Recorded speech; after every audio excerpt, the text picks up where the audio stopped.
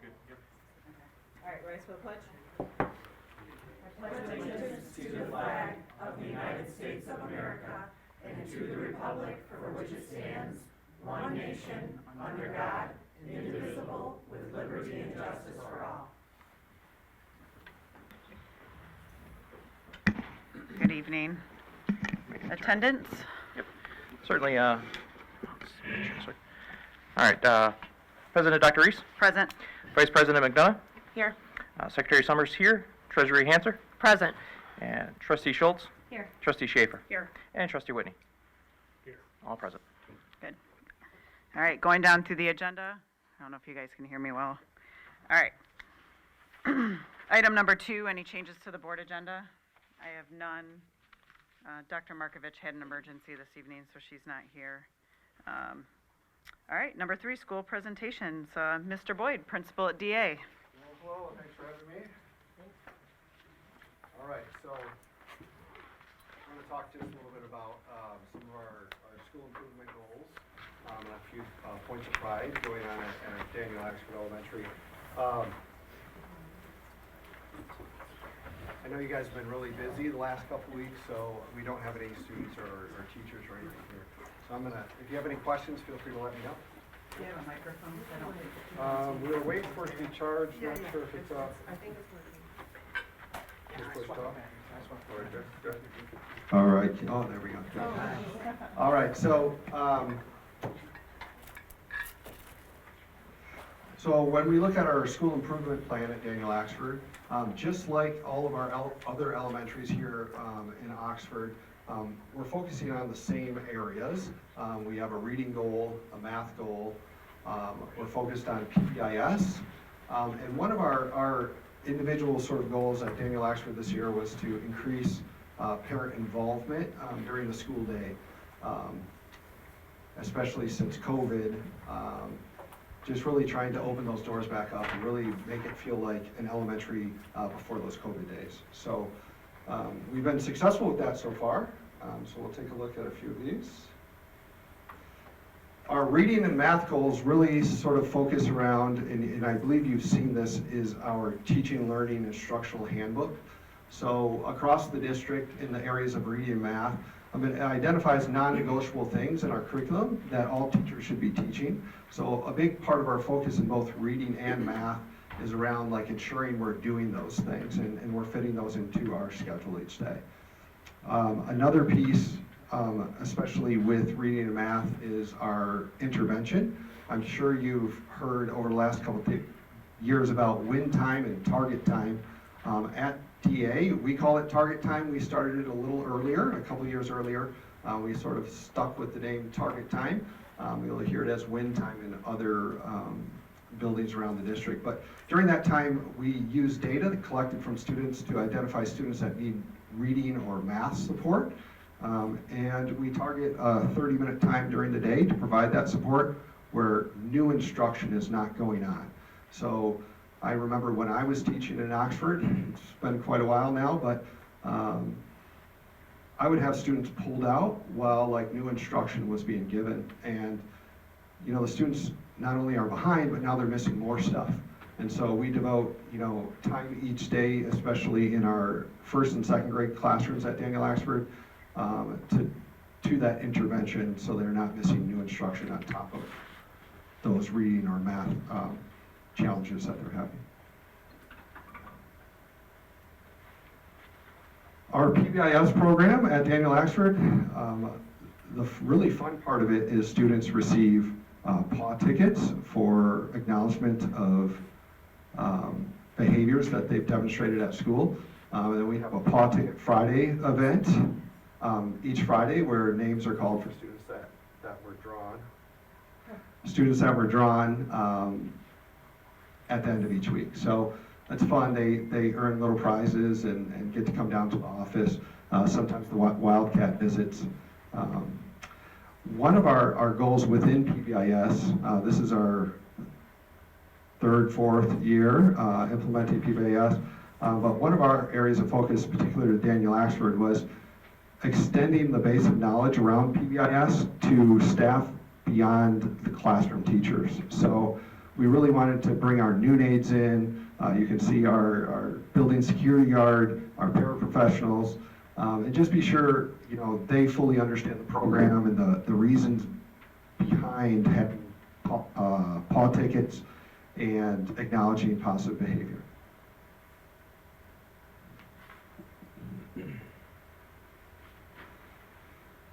This year at DA, we've seen a lot more parents in our building during the school day. In some of these pictures here, we have parents at parties. This was a Fancy Nancy party. You can see there's just as many parents there as there are students, and many of the parents dressed up as well. Some parents, especially this month, coming in as mystery readers for March Reading Month. And then we have parents that are coming in and working with students with math or reading. But it's really nice to have just a regular rotation of parents working with kids and getting in the building and seeing the things that are going on. Another initiative across the district and at Daniel Axford is really sort of making everyone feel welcome, whether it's students and encouraging attendance or our staff as well. So we're focusing on staff wellness.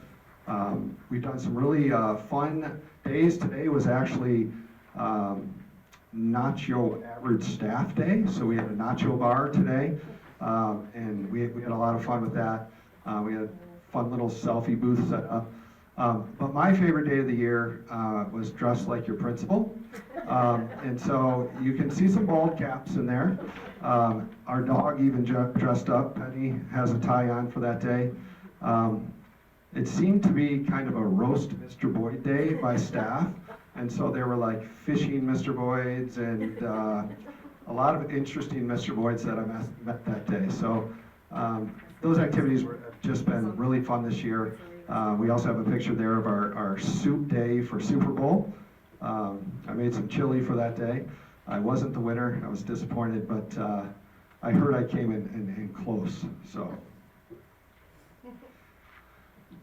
Some points of pride for Daniel Axford. I mean, I think mine is always the staff at DA. I'm just lucky to have the staff that I have at DA, whether it's those fun events like Dress Like Your Principal, working with students, the collaboration across grade levels. I have some great leaders in my building that work with our district coaches to lead new things. Truly have the best staff, and certainly a point of pride for me and for our school. We also have an amazing PTO. DA and OES and really across the district we have great PTO organizations, but DA this year at last, just amazing group of PTO parents putting on events for our students. Our PTO leadership of Brandell, Jillian, Sheena, and Jessica, the amount of time that they put in, I certainly couldn't afford to pay them as many hours as they put in. And we just had our spring fair, which was just over the top amazing. So it's great for our school community, certainly our students, and I had a great time there as well. And then another point of pride, every year we have like an amazing March Reading Month.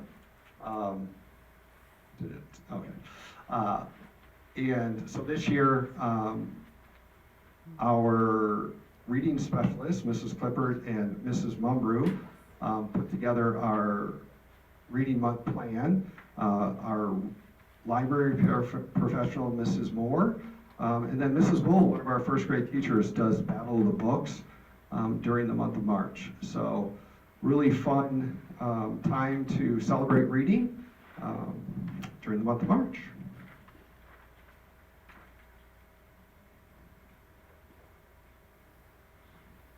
So here's just some pictures, different PTO events, spirit days that we've had with our staff.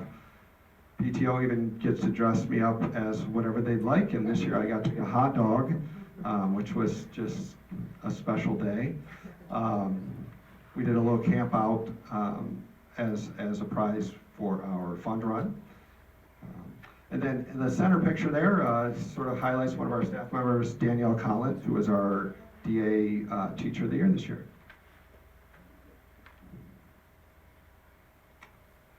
And my last slide here, our staff, amazing staff, they're ready for spring break. And so's the Wildcat. And so we're looking forward to that starting here shortly. That's all I have for you tonight. Thank you. Good. I also want to thank you too. So if you guys didn't know, the last community coffee we had, Mr. Boyd was there, and it was very nice to have him there. He engaged well, and I think the parents appreciated having you there as well. So thank you for attending that with us. Any other comments or questions? No. Thanks. No. All right. Going down the agenda, number 4, scheduled public comment. I don't believe we received any. Confirming with you guys. Okay, great. All right, item number 5 on the agenda is the consent agenda. You'll see that we have the minutes of the March 13th special meeting and the closed session, bills payable, and our human resources updates. Take a motion for that. Mary, Move to approve the consent agenda as presented. do I have support? Amanda? Any discussion? All those in favor?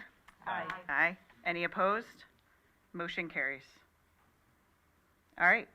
Superintendent's report. We have a few people presenting in Dr. Markovich's absence, so we'll start with pupil funding. Courtney from our budget office, Director of Budgets.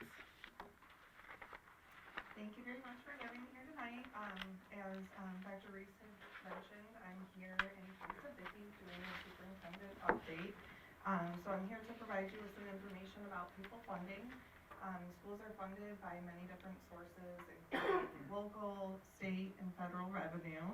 The main funding source is, of course, our foundation allowance. So although it's the main source of funding, it's definitely not the only one.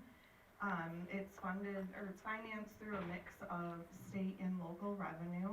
So our local non-homestead properties that we levy about 18 mil tax includes our industrial, commercial, secondary properties, all of those that are within our district. We collect the 18 mils, and that is used to help make up some of that state aid funding that we receive. Sorry, I'm just looking through my notes. Okay, so schools receive funds from other sources. However, the foundation allowance is used, is the main source of funding to do all of our operational expenses. So it pays for our teachers, our other staff, keeps school buildings running. It allows us to provide curricular and non-curricular opportunities for our students.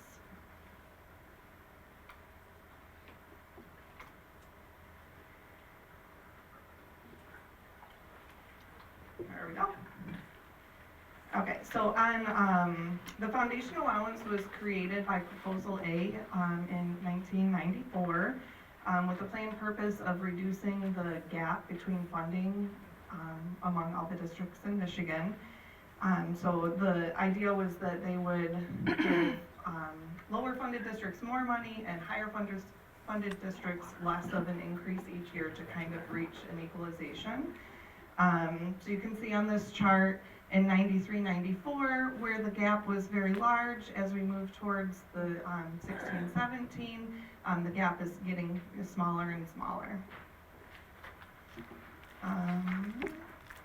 So prior to equalization, non-resident students that came into a district, their foundation allowance follows them. So if they come from a district that has higher foundation, it would come with them. It would also come with a lower foundation. So this chart is outlining, because Oxford has historically been on one of the lower-ended funding, when we take out-of-district students in, or when we took out-of-district students in, we were actually receiving more foundation for those students than we were receiving for our own. So, for example, when you look at the 17-18 year, we had the 542 students. Our foundation that year was 7,631, but the districts that we were taking those students from were actually at a higher foundation. So in the end, the state made us whole for those foundation, and we actually got an increase of $195,157 for those kids. So you can see, looking at the other years, it kind of follows that same pattern, because we were, like I said, historically on a lower foundation than the other surrounding areas.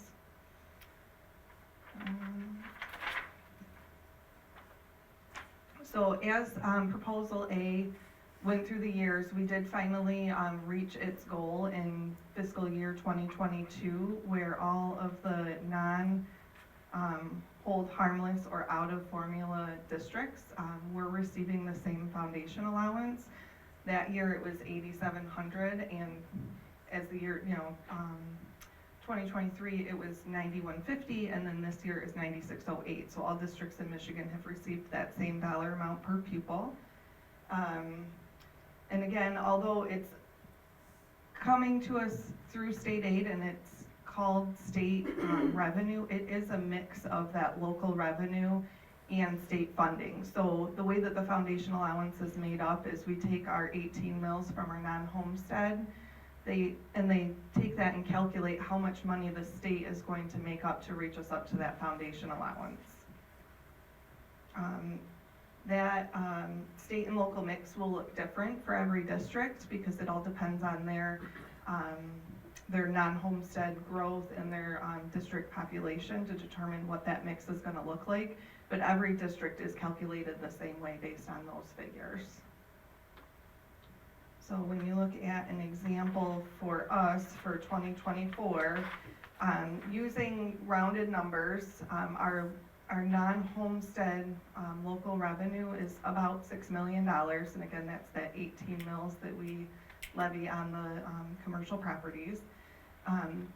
That is divided by our per pupil count. So if you look at our 7,400, which is, if you look at our in-district and out-of-district, that's about the FTE count that we have, versus the FTE count that we anticipate we would have without those out-of-district, we would still end up at the same 9,608 per kid. It just would be less that the state is going to supplement in that formula. That is all I have. Does anybody have any questions for me? I do. Courtney, I have a question. You mentioned so it's $91.50 per pupil. That was last year. That was, oh yeah, 90, okay. Oh, so 9608. And that is including the hold harmless districts, or is that was just to get everybody up, but the hold harmless, the districts that were held harmless, the 5 of them in Oakland County, they're still continuing to get way more than everyone else. Correct, but they're getting more because they're levying more taxes on their community.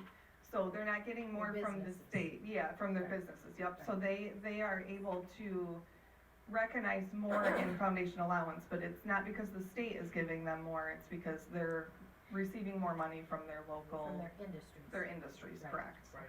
Correct. And same with when I said the out of formula, that is the same. Those are the districts that, their industries bring them more revenue than what the state max foundation allowance is, so they can recognize that amount of revenue as well without even receiving money from the state to supplement it. Thank you. Any other questions? Great, Thank thank you. And then Todd Barlis is gonna come up and do some more of Vicky's, Presentation. superintendent update. I had them on the list. Courtney, nice job. Thank you, everyone. Nice to be here. I am going to provide a brief recovery coordinator position update on Vicky's behalf. So the recovery coordinator position was reproportioned to put more time and support for highly impacted staff and students with less time on some of those administrative roles that were in that original job duty. To date, we're filling those responsibilities with, right now we're working on finalizing the agreement and contract with an agency to have 2 part-time clinicians, both trauma-informed and experienced, to focus on just the highly impacted staff and students at the high school 3 days a week. So we just received that draft agreement and contract that we've got to finish reviewing and approve. work through. I've also established a new partnership with Better Life Counseling out of Clarkston, Michigan. They have a trauma-informed counselor or a clinician. His name is Peter Brown. He'll be starting April 1st when we return from spring break. He will be supporting our highly impacted OHS students on Mondays and Fridays, so 2 days a week. And that will be ongoing. Once we get Peter onboarded and start getting his referrals and caseload filled on those 2 days, Better Life Counseling has agreed to post for a full-time clinician that will serve Oxford students K-12 with a focus at the middle school and the high school. So that will be a wonderful addition. We currently have an Easter Seals clinician serving the middle school and high schools, split time, and their caseload has been full for almost a year, and Easter Seals has been trying to fill that. Currently, he sees about 60 students on his caseload, so we're hoping to be able to match that with a full-time clinician through Better Life. That memorandum of understanding with Better Life is set up very similar to our agreement with Easter Seals right now, so very similar circumstances as far as the clinicians that will be serving. We are coordinating interviews right now the week of April 1st for social work applicants also. And we hope to hire a part-time clinical trauma-informed social worker or counselor who will work up to 3 days a week at Oxford High School. We had approximately 20 applicants. We probably had 4 applicants with appropriate credentials and experience out of that 20. And so HR is setting up interviews for the week we return right now. Any questions? Yeah, I just want to make sure I'm summarizing correctly. So currently we have 2 individuals each working 3 days per week, or between the 2 of them, they're working 3 days per week? They'll split their time. Yeah, so we have access to 2 clinicians who will be working up to 3 days a week at the high school. Okay, and then Peter would be in addition to that? There's an addition to that through Better Life Counseling, which is out of Clarkston. Okay, and then once Peter's caseload is full, then, sorry if I'm just repeating, I want to make sure I'm following.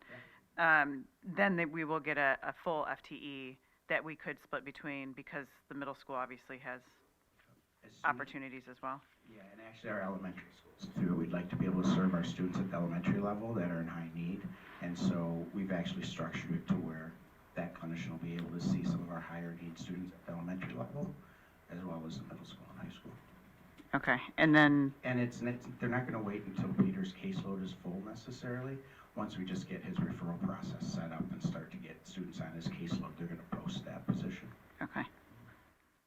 And then the individuals that you're interviewing, you said part-time, is that 2.5 days a week, 3 days a week? Up to 3 days a week. Okay, Depending on, we really built that posting with some flexibility so that we could have a selection of candidates with experience, because it's so difficult to find master's level clinicians at this time. So we wanted to build some flexibility in for those individuals that want to work part-time, and we can plug them in.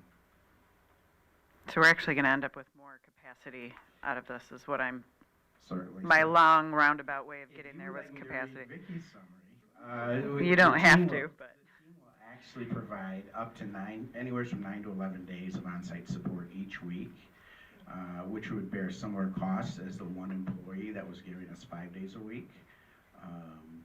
And she did note that also finding clinicians with K-12 experience in trauma and training is difficult due to shortages in the field, which I referenced. And so using contracted services with some of our larger clinics that we've been able to partner with has provided more candidates for us to select from with the training and experience we're looking for. So, will there be a communication going out to families after spring break when Peter starts? That way, I think some people may have been waiting to hear officially whether or not they could contact the school to help facilitate referral process.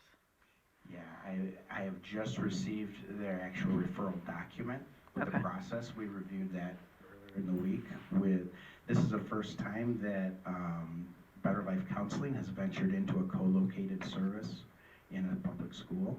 And so we're working with them to kind of grow that concept and using Easter Seals as a model that we've used over the years. So I just received the referral. All of our counselors will receive that in order to push out to the kids that are highly impacted that they're working with, as well as those that are in 11th and 12th grade right now. And then last question is, whether it's Peter, you, or the person that you're hiring, how is the coordination going to go so that way we get some, so if there's needs that need to be transcribed over to the high school leadership or stuff like that, do you have a pathway for them and how they would communicate back? Help me understand. Let me see if I can rephrase that. So I want to make sure that if there's a need that needs to be addressed from the, like, school counseling side, schedules, et cetera, like that there's a pathway back to make recommendations to the school. Is that part of this role? So we can take referrals through the counselors or anyone? Going the other way. So if the parents give permission for them to talk to the school about things, because obviously there's a HIPAA component, I'm For sure. the therapist, talk to the school? Mhm. Yes. Okay. So it's part of the referral form is a two-way release of information so that there can be communication back and forth. Great. Appreciate it. Sorry it took me so long to get there. That's all right. Thank you. Any Any other? other questions? One question, or just sort of a follow-up. When did you say you're gonna notify the parents of all this? Well, the counselors are being, they've been notified. They actually Okay. met Peter this week, Okay, but we're waiting on their referral form to actually get it in the counselor's hands so they could process any Okay. referrals that All come right. out. but we're not gonna send out a general Yeah, we can. FYI to all the parents? I think that would be nice. I think we need to. Yeah, okay. That'd be an ask. All right. Any other questions? Yep, I do.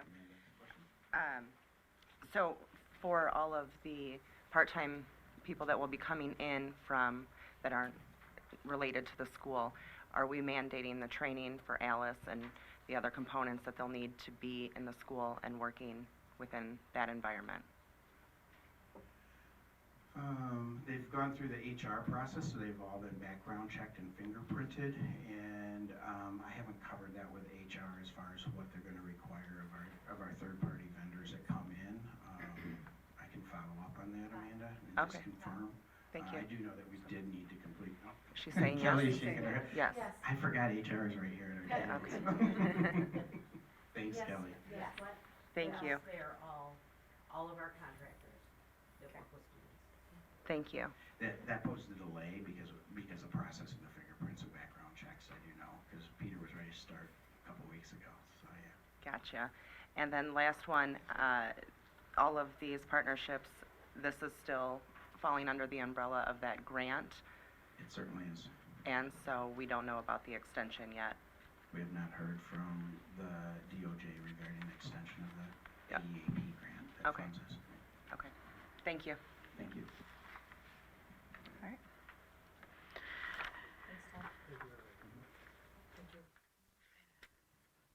The only other update that Dr. Markovich had, and she typed it out for me since she couldn't be here tonight, was in regards to DriftNet.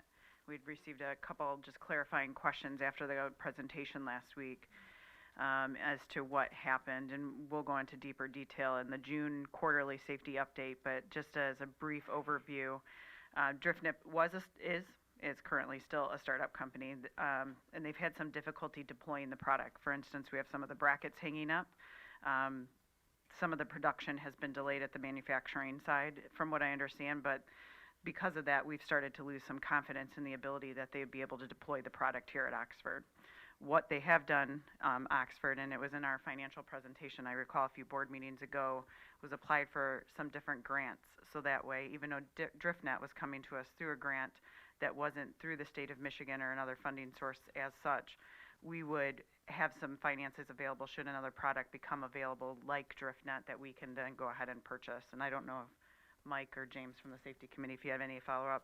At this time, if it should come through, it's an unexpected benefit without cost, but as of this moment, they have not been able to facilitate production on the manufacturing side to get it deployed within the schools as they had stated they would. Is that the summary? That's the summary. Yeah, it wasn't costing us in the first place. We were, welcome to see what their technology could do. It sounds like it has good potential, but, oh, yeah, I should do that. My voice does carry. But yeah, and so we're losing confidence in their ability to actually put it into, install it at this Yeah. time.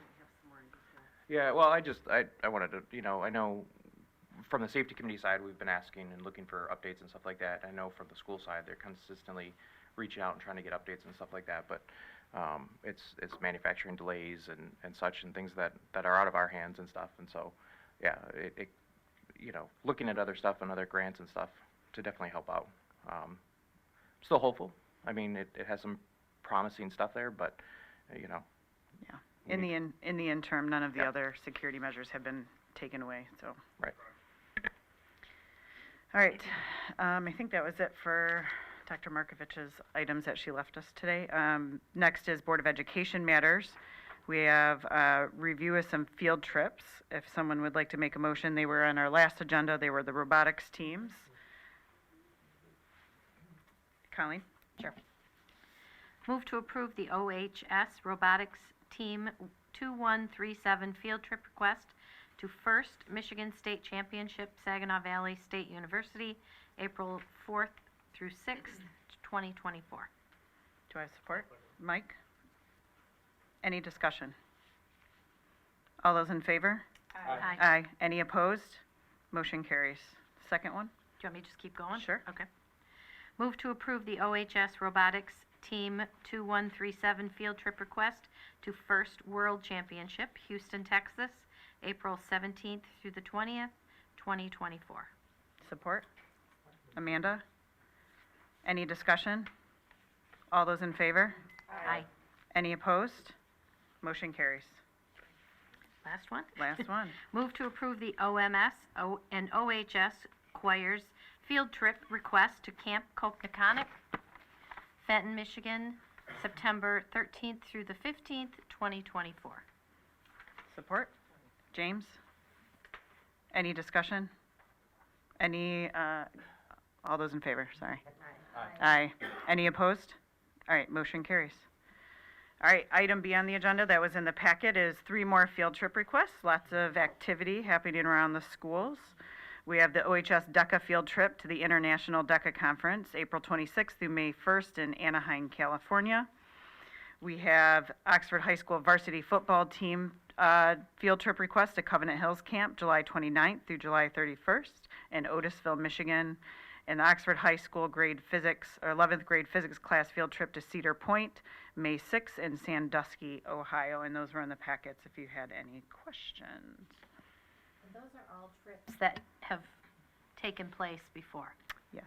Okay. Annually, I believe. So I that's think why the DECA one probably changes location based, but. All right. Also, item C on the agenda was the Board of Education Leadership Code. We had drafted it in the Governance Committee, set it on the last agenda. I didn't get any edits back, so it's exactly the same. So if you want to make a motion, we'll accept it and move it forward as part of the group. Mary?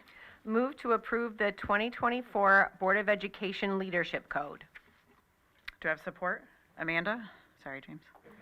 Any discussion? All the, yeah? I just would like to say, I like that we looked at what we had last year and I'm trying to make sure everybody can hear me okay. There we go. I think for everybody that's looked at this is much more comprehensive, and I think it was beyond what we had before. Like, what we had before was good, but I definitely think this is better. So I appreciate people's time and feedback on it, and then the governance committee driving it forward. Thank you. All right, all those in favor? Aye. Any opposed? Motion carries, thank you. All right, secondly, a new add to our agendas that we'll be doing, at the last meeting, we had requested that all the committees start meeting on a monthly basis, and then when they meet the following meeting, whenever that will be, there'll be an update on some of those committees. So as of the last time, we had just the governance and the policy committee meet over the last couple of weeks. And I think, Amanda, are you doing both updates? I am. All right, we'll start with governance committee. Okay, starting with Governance Committee, so building off of the Leadership Code into incorporating full board operating procedures is what our main objective of the last meeting was. I'm really excited for this one and the direction that this is going to take the board. It's not in front of you, but it will be coming. We are going to send it to Cabinet first, because there are a lot of items in there that we need opinions and feedback on first, and then we'll send to full board. Basically, we segmented into 5 categories, and this will give everyone the tools to help a more collaborative future of the board. So the first one is becoming a board member. We'll go over the election process, what it means to become a board member, and we hope to develop a new board member handbook. In addition, we'll have a whole list of things that each new board member will receive, such as the OMA guidebook, the copy of the leadership code, and then this is another area where we need cabinet input because we would like specific things, for example, facilities, different construction projects that are occurring, something from curriculum about school improvement plans, district improvement plans. Then we'll have, of course, the finance component, the district budget given, organizational chart, chain of communication, and kind of overview of HR, orientation for staff, things like that. The second category would be duties and responsibilities of the full board. We separated also into governance, which includes our superintendent evaluation, the training schedule, the quarterly meeting schedule, strategic planning and board goals, which includes our board self-assessment. We would like to get on a probably more frequent schedule to begin with until we start really seeing that improvement and maybe considering annually.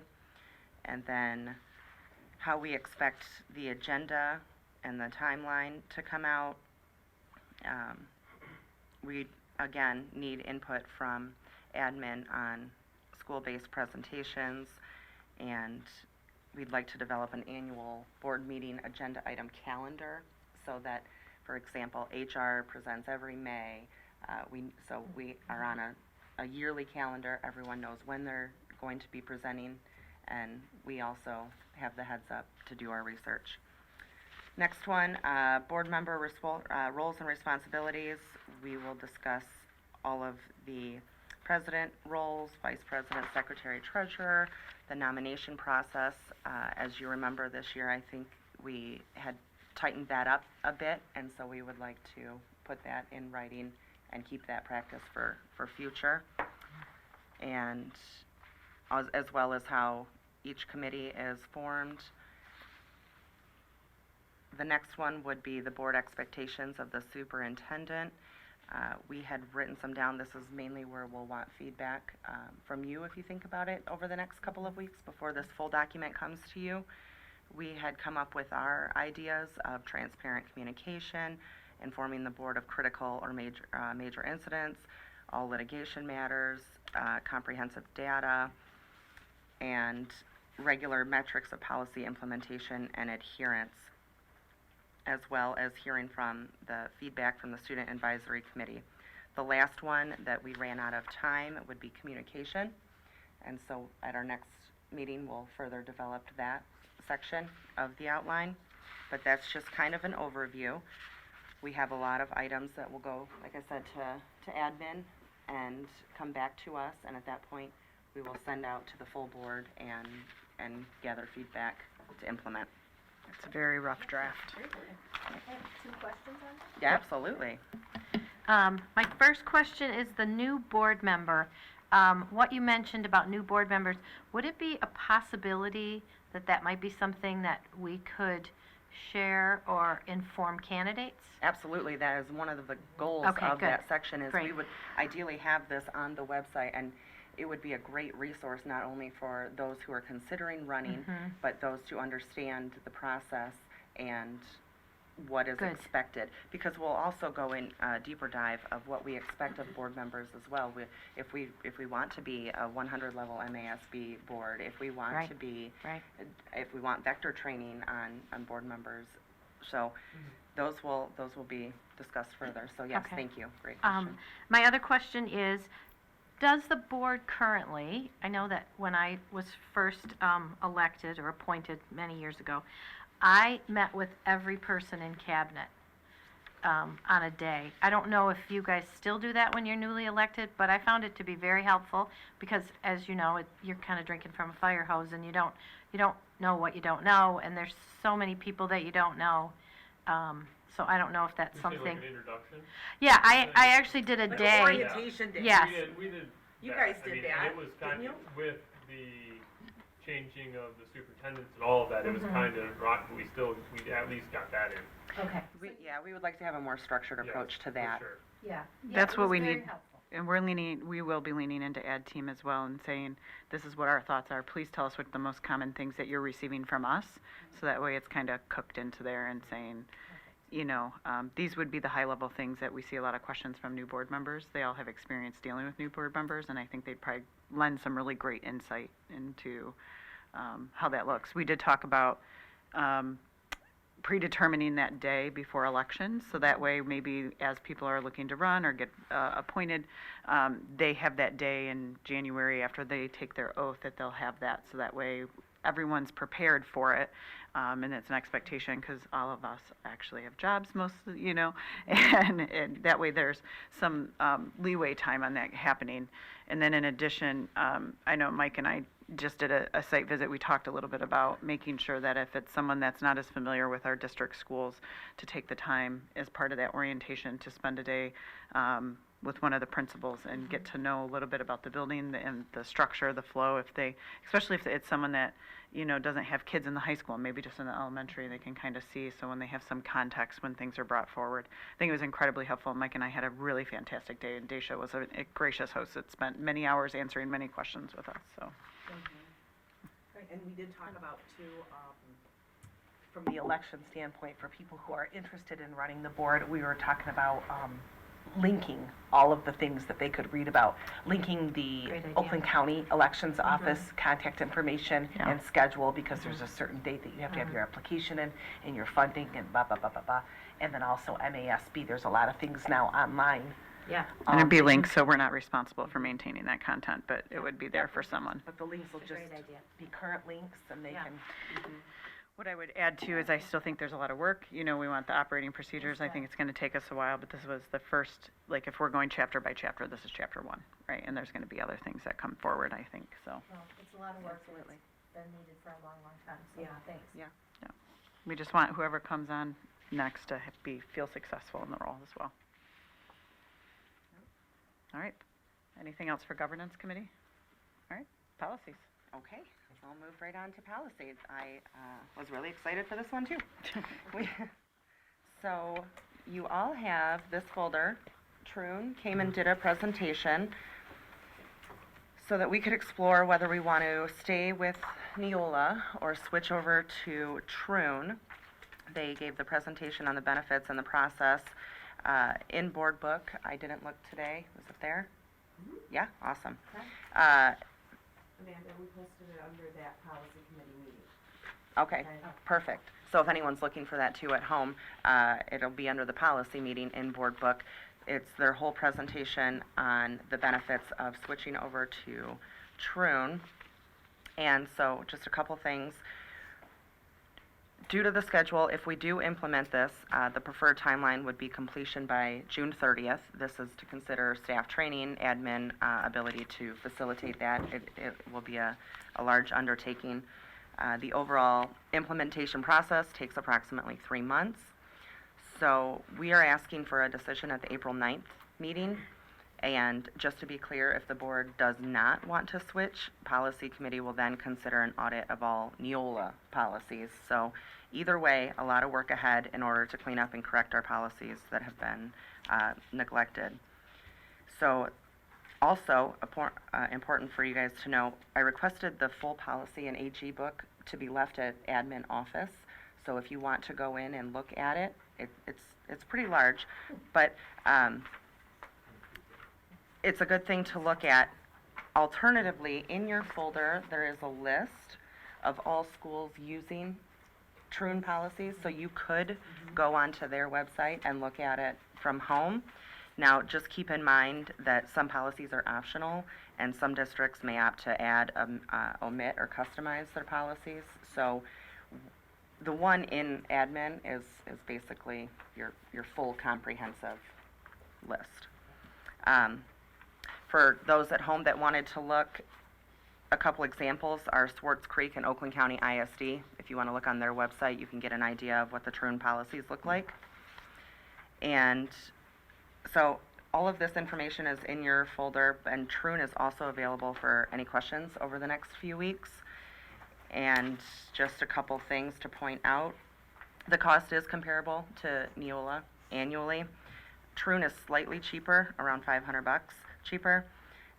They cap theirs at $2,750 per year, so some years it can get up to $2,750, but some years it doesn't. It depends on the legislative updates. The initial cost is $8,000 for the policy manual. It's $4,500 to add the AGs and forms.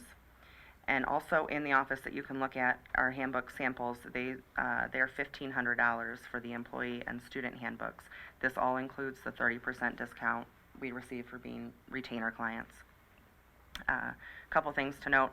Troon has less policies overall, but allows for additions and customizations. For example, we discussed that our threat assessment, suicide assessment, and bullying policies are currently much more robust than their standard policy. So we would like to keep that.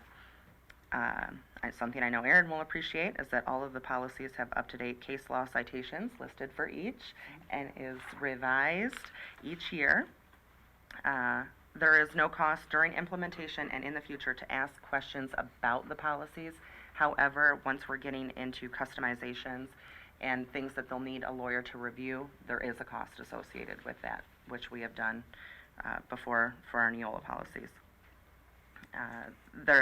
One of their biggest selling features is that they're made specifically by school lawyers, and approximately 90% of Michigan schools do retain Troon, and so they are up to date on the law as well as familiar with common policy issues faced by Michigan schools. We as a committee did not bring forward a formal recommendation, and as this is all new, I think we should take the next couple weeks to research and really dig into what your opinions are, and then collectively decide at the next meeting. Again, Troon is available for any questions, and then myself, James, and Mary are on this committee, so you can ask us if you would like as well. That is the overview. Go ahead. I'll let you go. I was just going to ask a simple question, so if you have a statement. I was just going to ask about the ease of use on the website, Neola's, or is it board docs that we use for the, so what is So, the website, kind of? You can actually import your Troon policies into BoardBook, so we could have it in two places, making it easier for staff and stakeholders to find. So it would all be hosted within BoardBook and searchable. And then we could also have it on our website where our current Neola policies are now. So that was a big conversation around it, just because I know when I was a new board member, I was like, I need to understand the policies. I would like a digital copy, PDF. And that is something that they would be able to provide for us, that we could even have on the website. So if anybody, is having difficulties with board docs and not being able to find it, they can just download the PDF copy of, and we do them independently, right? Our policy manual, admin guide, and then if we decided to go with the student or an employee handbooks, those would be there as well. I just wanted to clarify one thing. We were talking about the annual updates. Annual updates are usually, what did they say? They said June and mid-year, right? For twice, and then, They do their big one every year in June. Yep. Well, we would get it the first week of July, depending on how the holiday Yeah. falls.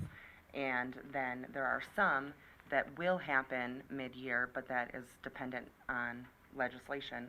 Obviously, we just had the policy committee regarding the HR updates and things. like bargaining stuff and So- with contract, yeah. And they had specific due dates that the law went into effect.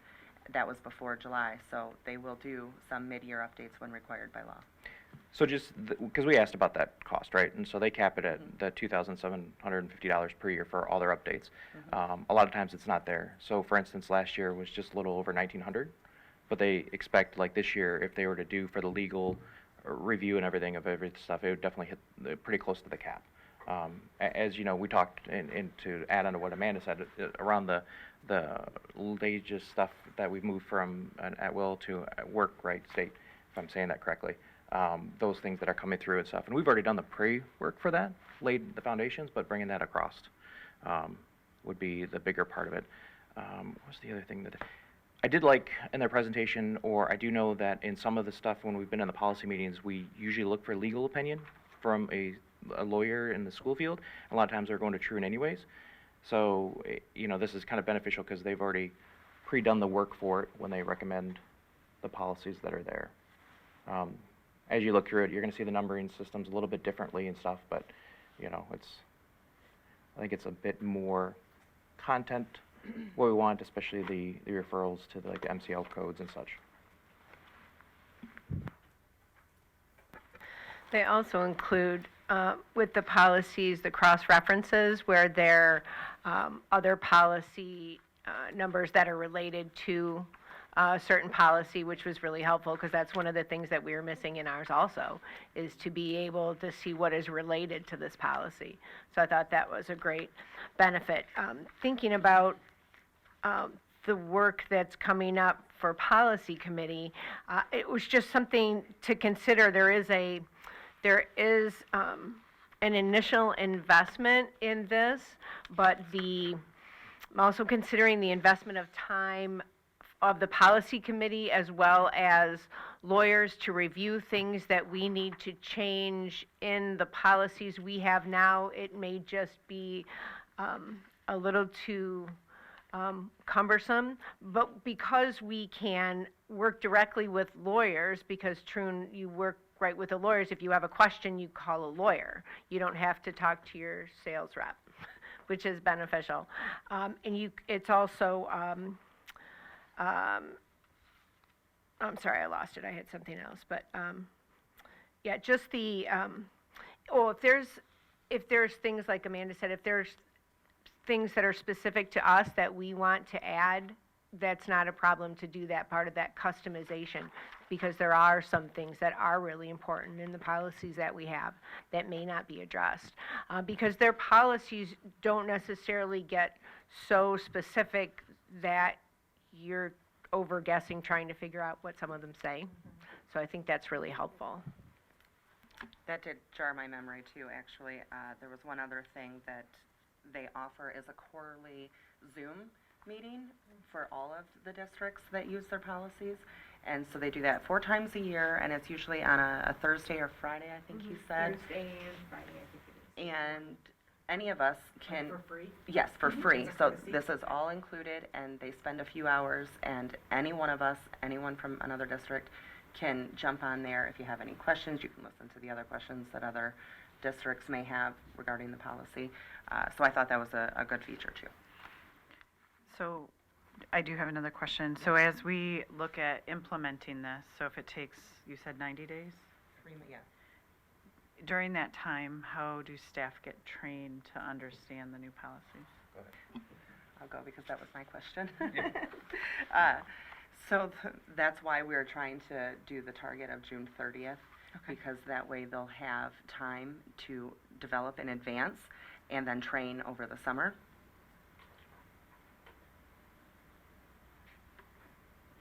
Does Troon do that? Do we do that? No, we do that. Okay.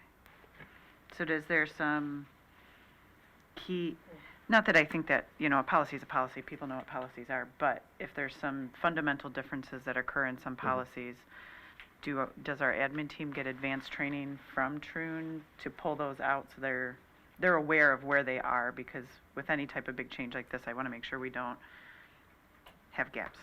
So, Go ahead. okay. I know along that topic, because Amanda asked, and it was, question I think amongst all of us on that. So the employee policy book that's part of that is a great way for us to, the policies that are related. So policies for transportation are probably really unique to them, right? Those policies that sit inside the transportation department doesn't necessarily fall under our K through 12.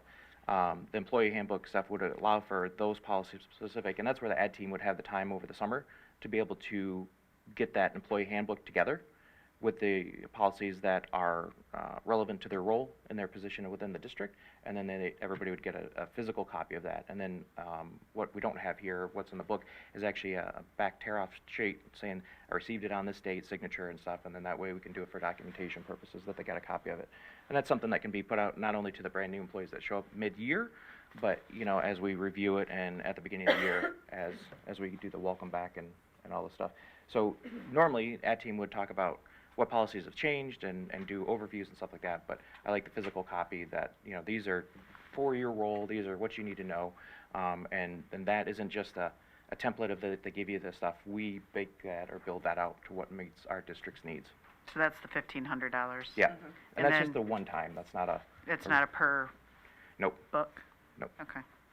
Yeah, so those initial costs on the top are just the one time, and then the reoccurring, the $2,750 would be our yearly capped Right, for any kind of updates or such.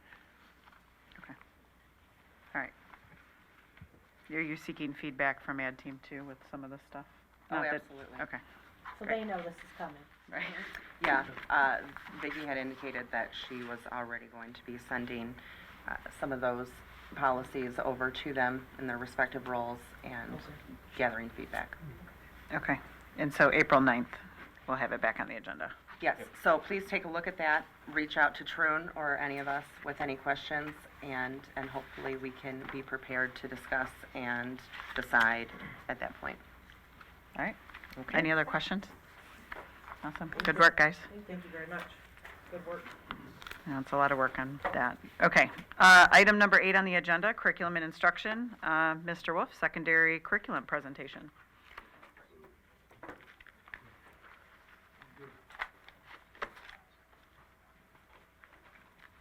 All right, good evening.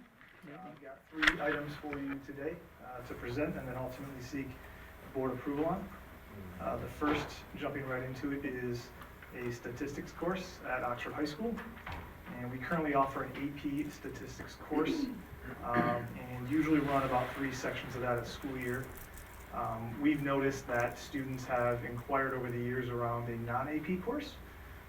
And we've noticed that students, we have a harder time encouraging them to sign up for that AP exam as compared to our other AP classes. And it's certainly not due to a lack of effort and encouragement from our staff.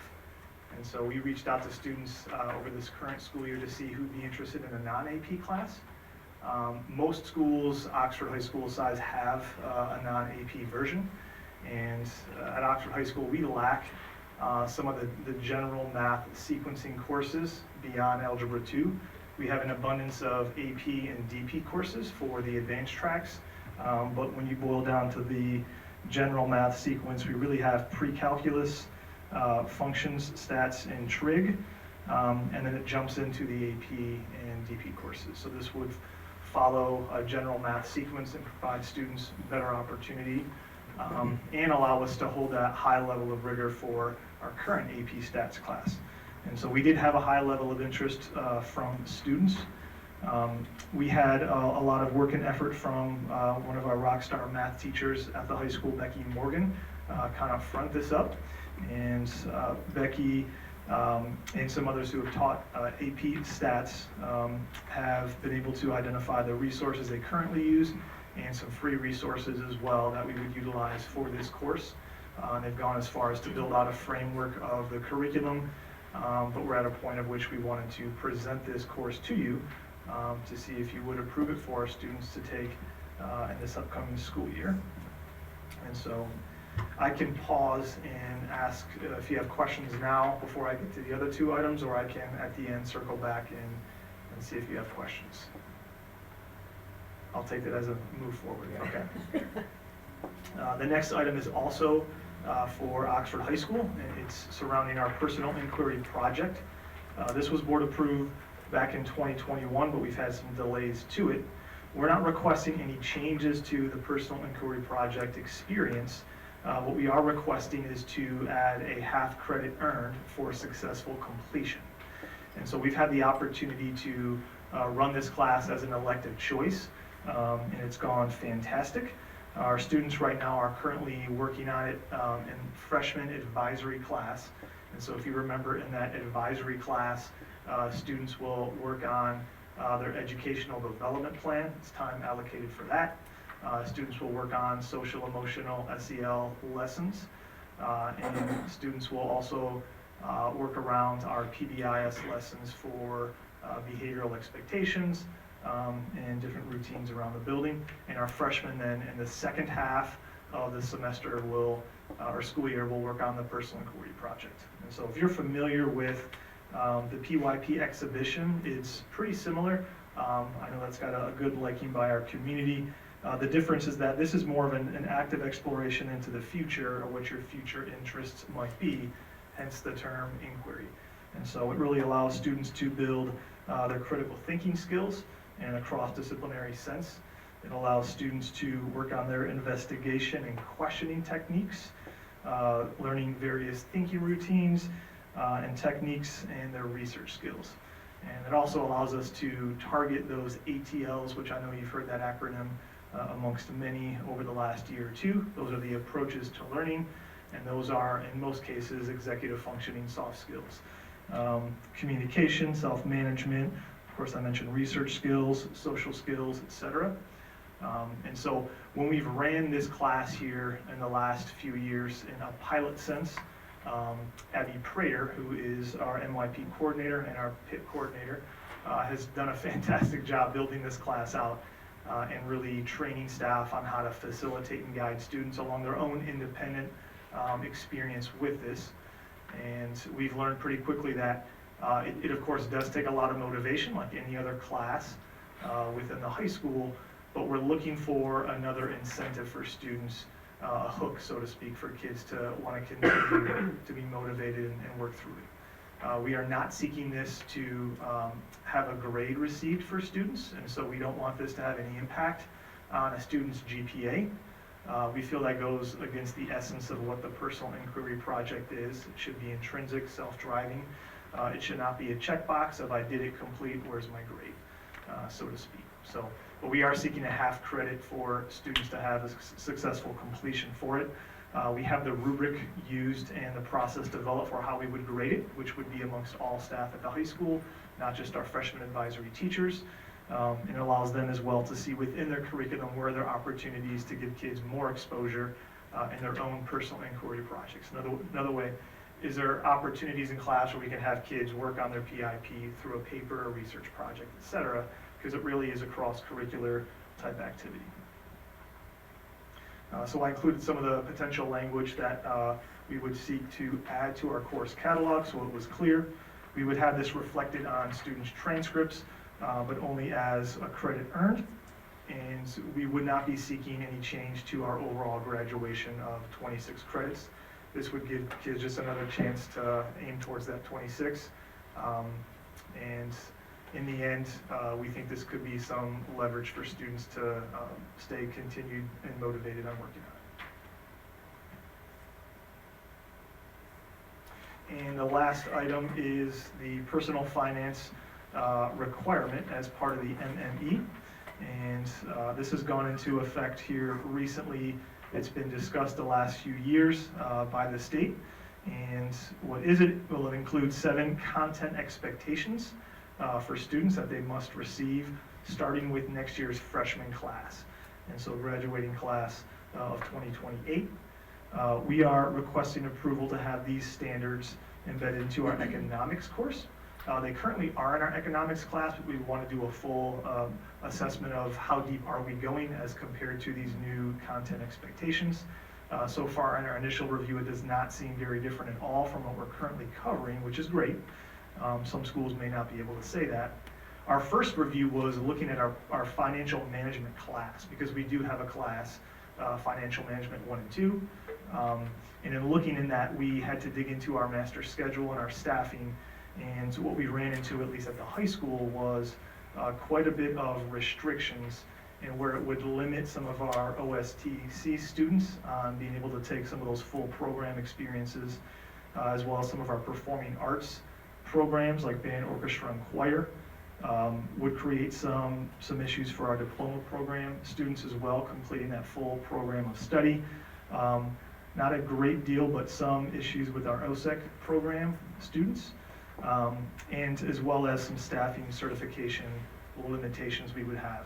So when we mapped that out and took that route, it would be very, very challenging to have every student required to take what's already a pretty popular course, financial management. We would still want to encourage kids who enjoyed those lessons, as we've already been doing, to take and explore financial management. And I have no doubt with the current teachers we have in there, Chris Lee and Oki Mezin, they do an amazing job that will continue to run many sections of those classes, a very popular class. So we're looking to embed this into economics class to meet that requirement. There's a lot of other nuances I can touch on if you have questions about that. OVA also has some limitations. They also have a financial management class there that's offered, but with our full-time students and part-time, even hybrid student populations, having that flexible choice can make it difficult and create limitations for students if a financial management standalone course is required. So we'd be working as well with Janet and Matt at OVA to embed those courses into their current economic offering. And that concludes my 3 items.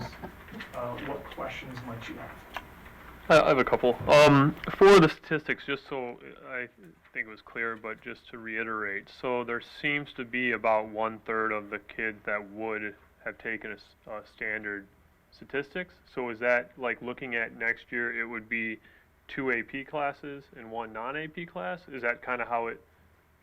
Yeah, we actually, when I built this presentation, which I think was for a previously scheduled board meeting, we hadn't had student course requests for next year yet. Okay. I do have those, and we had 74 AP stat course requests, which is close to, I think we had like 89. 89 right now, yeah. this year, something like that. And then 90 statistics course requests, which is even a little higher than what we anticipated based on that survey. Okay, well then. Yep. Okay, well there's definitely a desire for it. There's definitely a desire. I have not cross-referenced what those students would have taken. Right. We can go back and predict and look at some of our data walls and EduClimber, and it's likely our function stats and trig course.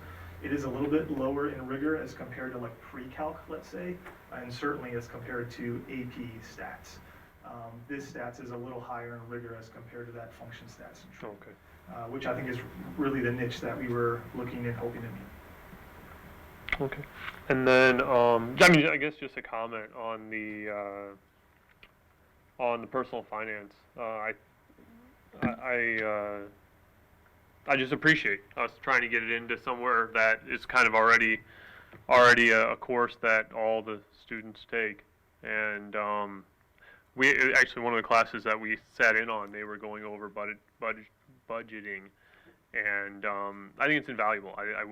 I'm glad that it's being a mandatory class because I didn't have it, and I wish I would have had it. Right? If you were to survey And the so, high school staff, I think exactly. that'd be the number one thing they would say is missing from the MME would be a personal finance requirement. Excellent. Certainly. Any other questions, guys? All right, Thank you. appreciate it.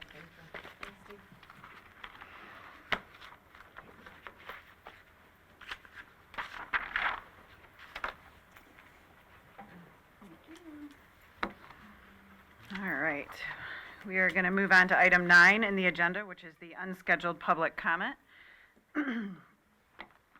Just a reminder that it is a 3-minute timer, and there's a little, because I see some new faces in the audience, there's a little timer here on the table.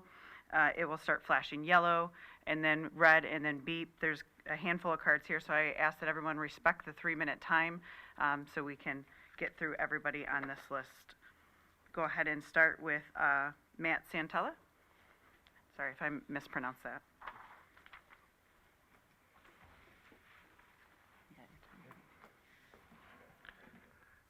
Hello, my name is Matt Santella. I'm a school administrator in the district. I am speaking as a private citizen on a matter of public concern.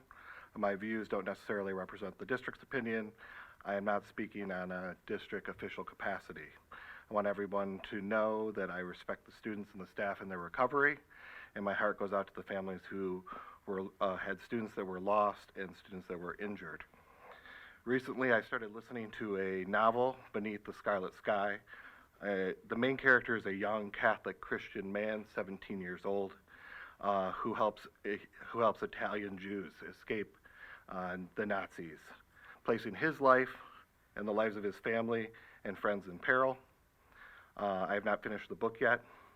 The story reminds me that good people, even with different ideologies, can still care for and love one another as humans. I grew up as a Christian with Christian ideals. I am not a perfect Christian, and at times I'm not a good one. Christianity is about living life, sinning and making mistakes, repentance and forgiveness. The teachings of Jesus can be confusing. He tells you to turn the other cheek, or to put it another way, you should forgive and love. He flips tables of the money changers in the synagogue and says, and to think about it another way, we need to confront hypocrisy. Then he tells a man who is about to stone men who are about to stone a prostitute that he who is without sin should cast the first stone. He teaches that no one is without sin or error, so we should forgive again. These lessons, no matter what your ideology, are simple and universal. As an educator, we are taught that modeling is one of the best ways to teach our students' behaviors. At these meetings, we have not been modeling well. We don't speak with civility. We allow stereotypes, threatening statements, and hate speech to be modeled. We have hardworking and caring staff in Oxford that want to be recognized for their work and their strides after the tragedy.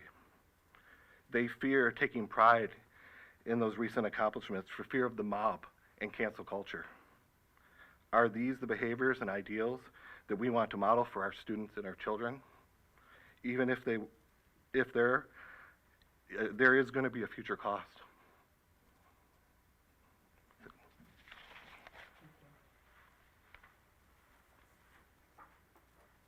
Mark Gillum?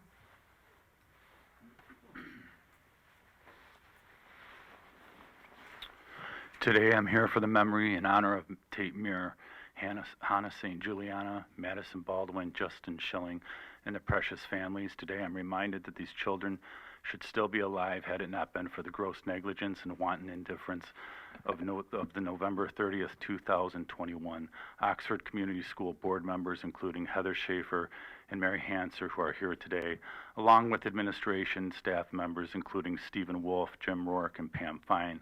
These individuals will forever be remembered by their failures ending in the death and destruction and should not be trusted. They are a security threat to this community.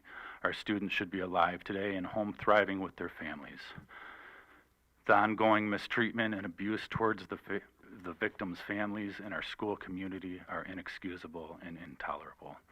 As a community, we are renewing our commitment for justice and accountability for this school leadership. For over 2 years, we have been rooting out corrupt board members, administration, counselors, and security staff members who have chosen to continue their destructive methods under the supervision of this board and Vicki Markovich, with avoidance in an effort to silence students, parents, and anyone else not turning a blind eye to the school failures. It's time for standardization and security. Evolve scanners active in all facilities when doors are unlocked, not blocked afterward for school activities and weekends. Gaggle threat notification on all emails, including staff, not just the students. The activation and implementation of the weapons detection system in all buildings. DriftNet has a little different story. I'm talking to DriftNet. It's funny, your superintendent tells one story, but the company is telling another. Transparency in all positions of leadership. When will this board censure and coordinate with our governor for the removal of all the individuals associated with November 30th murders as defined in the school bylaws and board powers, and terminate associated employees, which we can't focus when you're talking with blood on your hands? When will this board speak to the findings in your $3 million investigation? And when will this board chart a course for financial recovery? And is that even possible when we're being led by individuals with a bankrupt mindset and history, specifically our treasurer and president?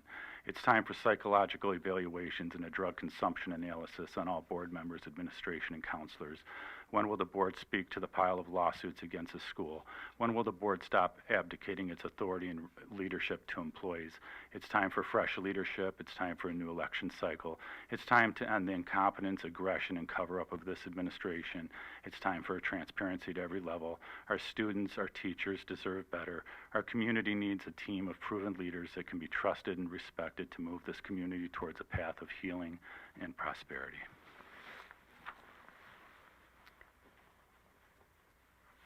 McClatcher, I'm sorry, I can't read this. McClatcher Richard, I'm sorry. Good evening, Board. Good evening. My name is Richard McClatcher. I'm a Okay. six-year resident of Oxford.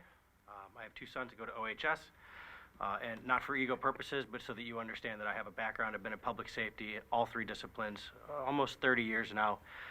Nationally certified instructor in a number of topics, most relevantly active shooter response from the basic citizen level all the way through command and control, first line responders, all of it, and carrying concealed firearms. I've trained many thousands of individuals, both governmental and non-governmental, in these topics over my career. So I had to make a decision to come here tonight, and it was a pretty easy one. I practice what I preach, especially in front of my children and my family, and I'm always telling my children, if something's wrong, stand up. You see a problem, it's yours, fix it, you own it until somebody else takes it away from you. So here I am. Last night, my wife, a 20-year veteran law enforcement officer, now retired, went to Oxford High School to watch our children in the Meet the Teams event. She is a Michigan CPL holder, a LEOSA certifiable retired law enforcement officer from California. She meets all of the check marks. She has all of the credentials. She is also an active shooter instructor, not that that matters, a sniper and a SWAT team operator. So she's got the background to have a gun in a school, certainly by your policy 7217. Here's the problem. She was denied access to the high school last night because she was carrying her firearm. Now, I understand the restrictive nature and the legalities behind why the policy is in place, and I agree with the vast majority of it. The problem I have is that the security staff, whom, asterisk, my children love the security staff, from Rourke all the way down to Fortis. They have no problems with those fellas. They like everybody. But nobody there last night knew the policy. Nobody there last night could tell my wife when the policy came online, when it was most recently updated. They couldn't show it to her. It's not marked on any of the entranceways of the school. And they embarrassed her while they put on a display. And they called around, speaking all the way up to an Allison Williman, to determine what the policy was. And the result was we had to meet with her to prove who we are. There's a credentialed deputy, the school officer, I believe, school resource officer, was standing there the entire time to validate her credentials if need be. She had credentials in hand, in fact, and was still denied entry. So it's not the fact that she was embarrassed per se that bothers me. That does, certainly. And it's not the fact that she was denied access to a children's event. Certainly that bothers me. The problem is we have guards that are unfamiliar with security policy specifics. There are a couple of policies post, the event that we should all be super familiar with, right? Emergency situational response, discipline and conduct policies, and one would think weapons as well. Those things should be top of mind for everybody in the district. The weapons policy itself is only a page and a half long, probably less than 1,000 words. Thank you. Ooh, that went fast. That went fast. Thank you. Thank you. Renee Upham.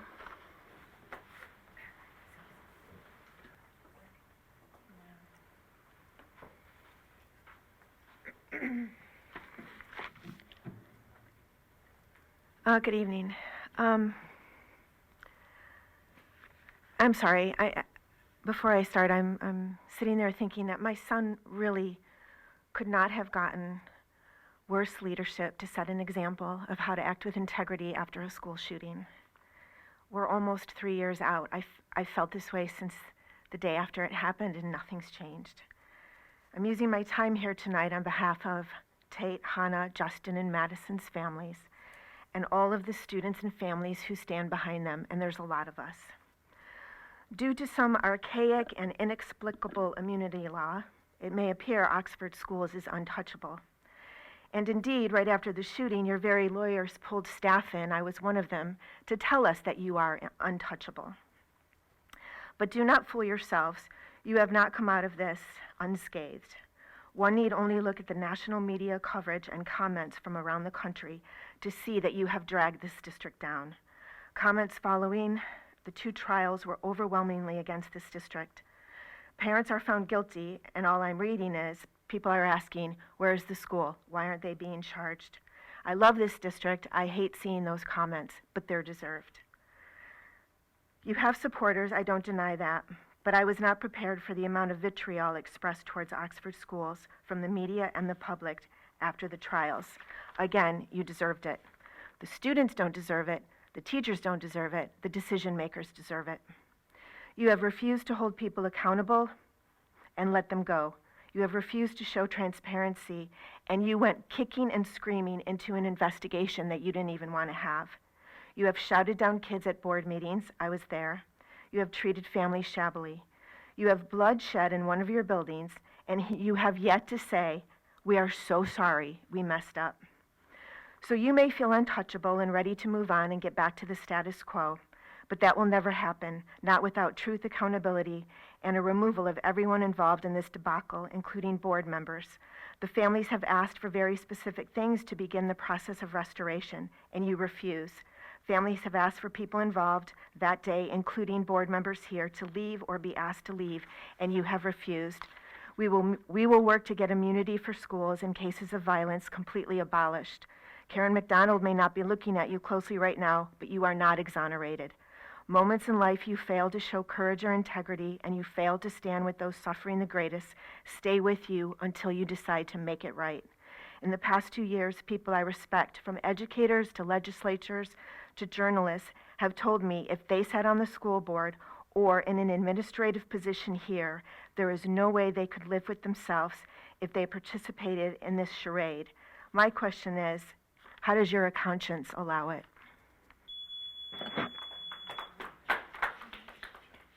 Danielle Krozak.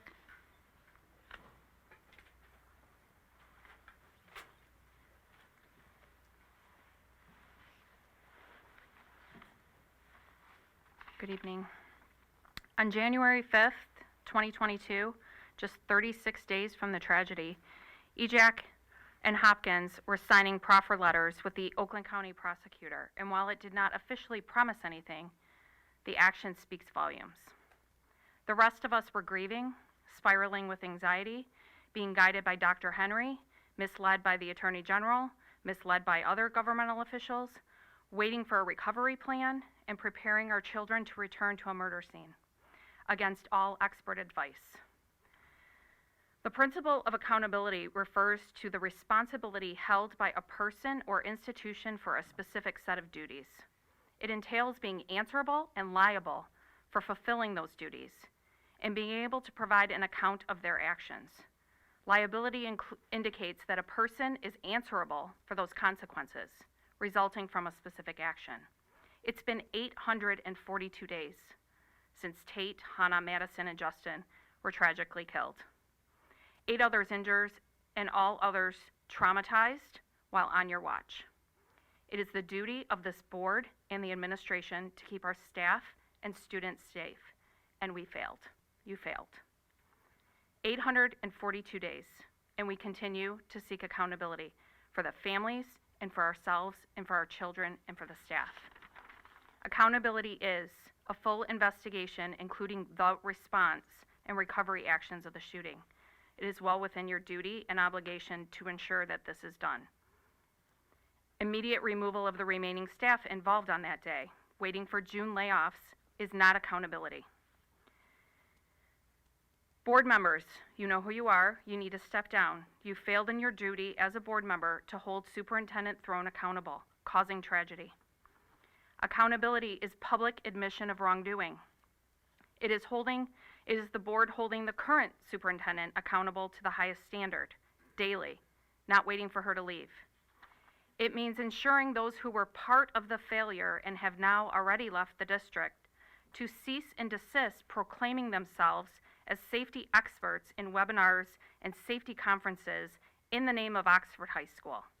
You know who they are. It is recognizing that every single of the 1,600 students and staff are dealing with trauma and healing differently. They're moving forward in ways that they know how. many silently struggling. It is your duty to find ways to proactively identify them. Waiting for them to ask for help or dismissing them when they finally do is not acceptable. I was happy to hear Todd's update tonight, but also curious to understand what highly impacted means. What's the definition? What's the criteria? And as far as the grant, what can we do to help? We need that money. It's settling the civil suits with the families. Please stop dragging them through additional pain and suffering. You are causing further damage, physically and mentally, to these families. And finally, to the superintendent candidates listening tonight, there are wonderful things going on in this district. There is joy, there is love, there are incredible teachers, there is incredible support staff, but there is great trauma and grief and anger, and it all has to be recognized.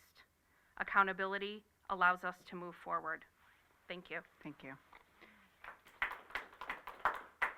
Corey?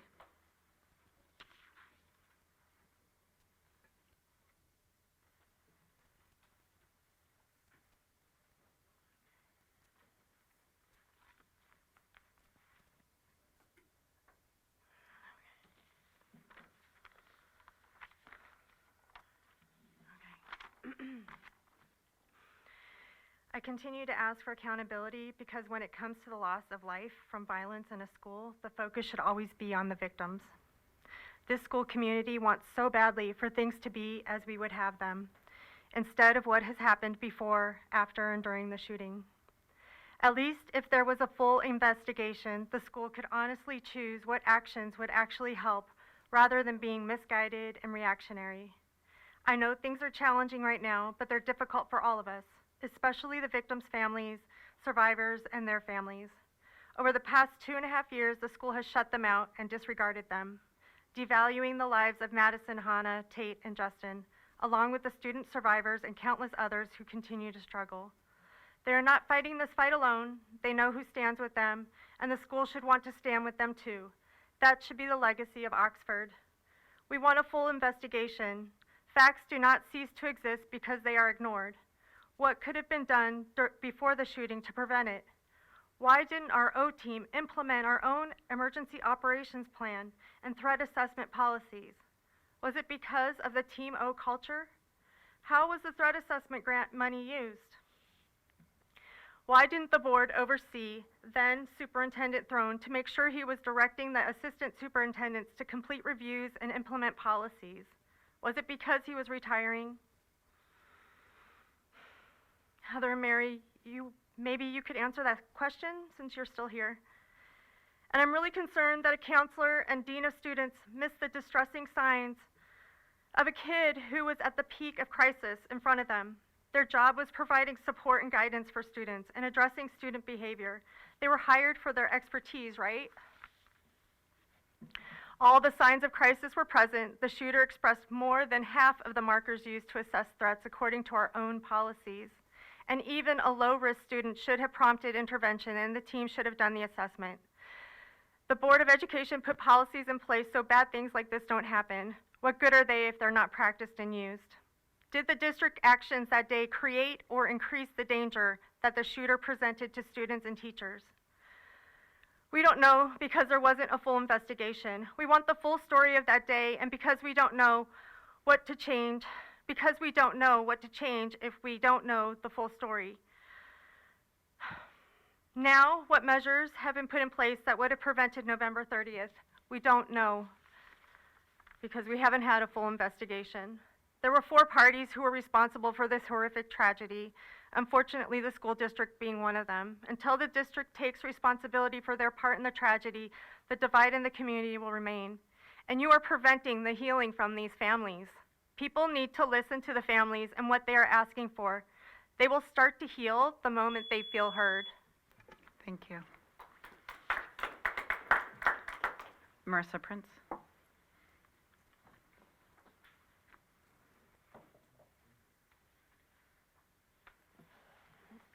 Real quick on DriftNet, we got an email from the superintendent, high school families, or maybe the whole district, back in August telling us all about DriftNet.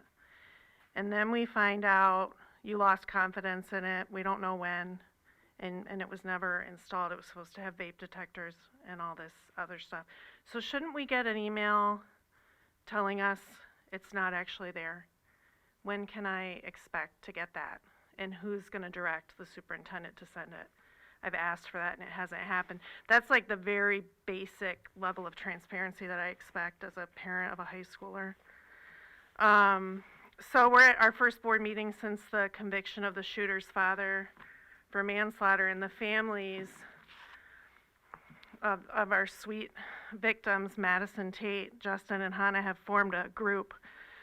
They've mobilized and organized. They're called Families for Change, and they have specific requests, and I'm here to make sure you know about them, because if this were to happen to me, I would want to not feel alone, and I would want to feel like people cared. So they're asking for a state-level task force to investigate all of the events thoroughly. They're asking for admission of wrongdoing from the school. They're asking for statewide threat assessment policies. They're asking for the terms of government immunity to be revised. They feel ignored by our State Attorney General, Dana Nessel. And they're asking for the immediate removal of board members who were leading the district at the time of the shooting. This is what the families of the victims are asking for, and I support them and honor them, and I think, I know Steve St. Juliana would do the same for me, so I do that for him because he's my neighbor, and I love his family. So here's just a quick quote from Tate's dad, Buck. Our families have been shut out in the most disrespectful way that you can ever imagine ever. We miss Tate. Our house is lifeless. We are having a hard time. We have a permanent hole in our family. And I hope someday we can think of Tate and smile. But now we think of him and cry. And I'm asking this board to keep doing anything you can do to honor these victims and help these families every day that you're in office, and think of these things that they're asking for as you serve our community. Thank you, Marissa.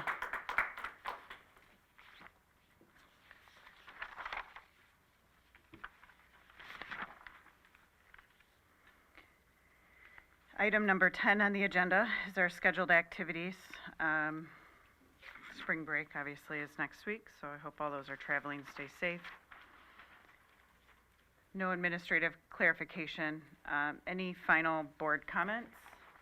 I got Mike? one, Aaron, you already touched on it, but I just encourage any of the board members that, especially the high school, having that walkthrough in the high school, certainly I've been there multiple times, but never during the school day, and being able to see what our staff and what programs we have, and how the students are interacting with everyone. It was just a great time on last Friday.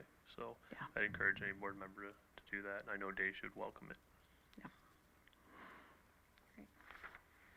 I feel like I had a comment, but I can't remember it for the life of me. Oh, yes. I wanted to thank our candidates who came and spent an entire day here at our district this week, as well as the hosts that hosted them, and all the administrators that move things around to host them and show them all that our district has to offer, and the students, and so I just wanted to thank all those involved with that, and them for coming, taking out the time to come, so. And to piggyback on that, everybody took the time to come and meet with them. Don't forget to do your evaluations so we get some feedback. QR code. Yeah, QR codes. So, and then, go ahead. I know tonight during the meeting, we approved our governance standards and leadership, so before you guys leave tonight, I just need your signatures on this form so we can get it in and have it on the record, please. Thank you. Do you want to go first? So we do want to say, Angela, best retirement to you. This is her last meeting with us, and for all the years that you've stuck with the board, we do appreciate you and your service to Oxford Community Schools. So enjoy retirement. And Kelly, welcome. Thank you, Angela. Thank you, You Angela. guys are still Clangela right now. I did want to go over, unless you do, Erin, the search process, because we had Oh, a yes, few. please. We had a few questions come to us about how the whole thing has worked, and so the narrowing down, and I just wanted to explain a little bit better how we've done this. Because we don't sometimes recognize that you're not doing the same hours of work and in the board portal like we are. So I just want to highlight that HYA gave us a board portal, and that houses all of the candidates' resumes, recommendation letters, work history, things like that. And so then from there, we publicly discussed who we would bring in for first round, and 5 were selected. After that, HYA provided us a rubric in which we could independently evaluate all of the candidates. By the way, chime in if I miss anything. We all used this separately, without any interaction amongst each other, and brought in our own notes when it came to the final interview. And then we were given the opportunity to make a motion and recommend who we'd like to see at the final interview phase. For me personally, I came in with 3 top choices, and I was pleasantly surprised when the first 2 were read.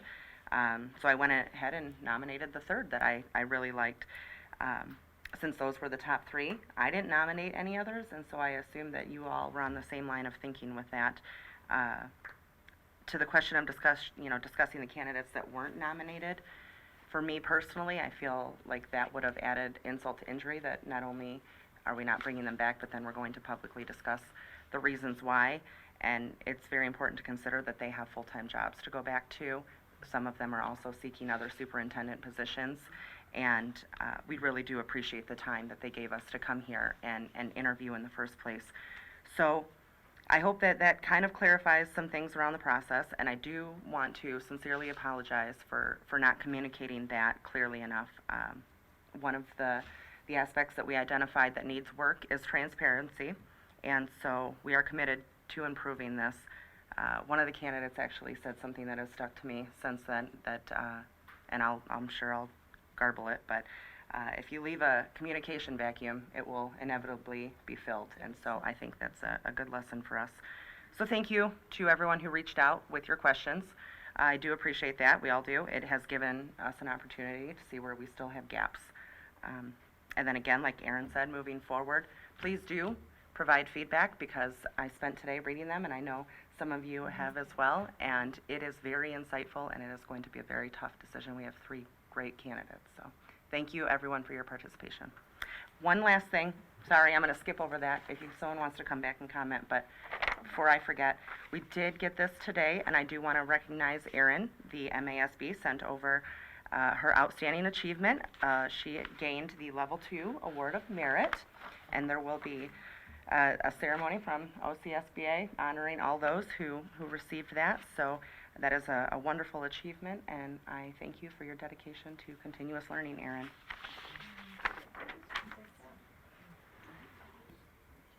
Is there any other board comments? All right. I would just like to say thank you to Angela. You have been, you were a great help at the high school when my kids were there, and you've been a great help and a great face for Oxford, and we'll miss you. And welcome, Kelly.